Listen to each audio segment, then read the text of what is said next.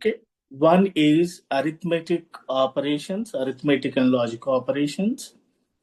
And another instruction set is memory operations. And third one is the branch operations. So in today's lecture, what will be the key takeaway means we need to remember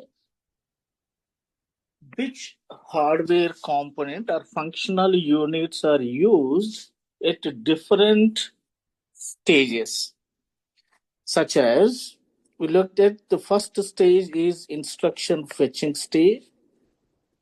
The second one is instruction decode stage, ID. Third one is instruction execution stage. Fourth one is the memory access stage. And fifth one is the write back stage, which we discussed in the previous session. So total there are 5 stages are there. Okay. So you just remember which hardware components are using for processing the data at instruction fetching stage, at instruction decode stage, at instruction execution stage, memory access stage, and write back stage. 5 stages. You just need to understand when we talk about the pipelining, we need to know that which hardware components are busy at each stage to process or executing the instructions. Let's check the arithmetic operations. So the format, the instruction set architecture format for the arithmetic operation is the operation code followed by the destination register, then source 1 register and source 2 register.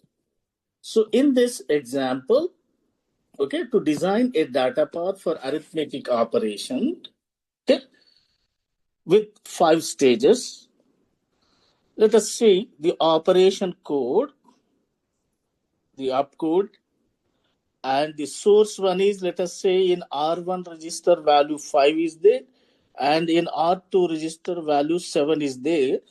Okay, and the operation code is assume that the add operation. Okay, so what is the first stage? The instruction fetching stage. In that, the program counter holds the address of this instruction. Correct? So then this instruction is fetched from instruction memory. Correct? So let me just clarify that quickly. This instruction fetching stage is common for all the 3 sets of instructions.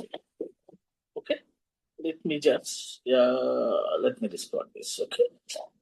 So if you, so remember this stage is common for every class of instruction. First, program counter is a register which holds the address of the next sequence of instruction in the memory. So based on that address, the instruction from instruction memory will be fetched. Correct? So these black arrows are the data path connecting these 2 functional units. Okay. The next one is once the instruction is fetched, the program counter's current address is added with the next byte. So in this example, let us assume that the block of memory address is suppose 4 bytes, then current instruction address plus 4 byte gives the address of the next instruction in the instruction memory. So the data path is connecting program counter to the adder 1. Okay. And from this register, the 4 bytes is adding. So this data path is connecting to the adder 1. So input 1 is program counters, increment counter 1, and input 2 for this functional unit is from this register, and the output is NPC next instruction address, which will be updated into the PC. So we call it as NPC.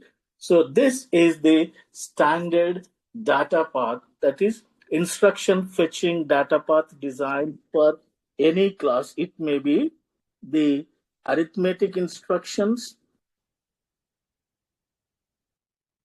or it may be the memory instruction set,